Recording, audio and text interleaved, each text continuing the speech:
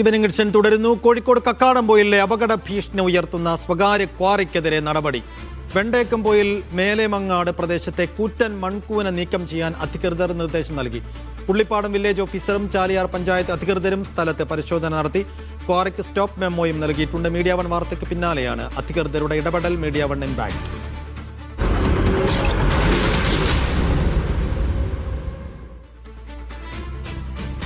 Sameer C Muhammad വിശദാംശങ്ങൾ നൽകും. സമീർ, കള്ളാടി ദുരന്തത്തിന് ശേഷം ഇത്ര വലിയ മൺകൂൻ എവിടെ കിടന്നാലും സ്വാഭാവികമായും നാട്ടുകാർക്ക് ഒരു ആധി ഉണ്ടാകും. അങ്ങനെയാണ് ഈ വിഷയം നമ്മൾ പുറം ലോകത്ത് എത്തിക്കുന്നതും ഇപ്പോൾ ഒരു നടപടിയും ഉണ്ടായിരിക്കുന്നു. വിശദാംശങ്ങൾ.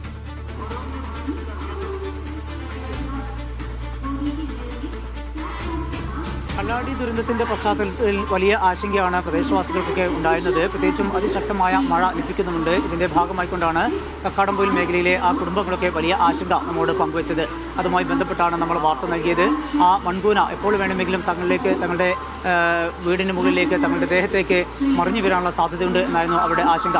അതുമായി ബന്ധപ്പെട്ടാണ് നമ്മൾ വാർത്ത നൽകിയത്. ആ വാർത്തയ്ക്ക് പിറകെയാണ് ഇപ്പോൾ അധികൃതർ നടപടി സ്വീകരിച്ചിരിക്കുന്നത്. അവിടെ ഉദ്യോഗസ്ഥരെത്തിക്കൊണ്ട് പരിശോധന നടത്തിയിട്ടുണ്ട്. പുള്ളിപ്പാടം വില്ലേജ് ഓഫീസറും അതുപോലെ ചാലിയാർ പഞ്ചായത്ത് അധികൃതരുമാണ് അവിടെ പരിശോധന നടത്തിയത്. ആ പരിശോധനയ്ക്ക് ശേഷം അവർ നൽകിയ റിപ്പോർട്ട് പ്രദേശത്ത് അതീവ ഗുരുതരാവസ്ഥയുണ്ട് എന്നും എപ്പോൾ വേണമെങ്കിലും അപകടം സംഭവിക്കാം എന്നുമാണ്.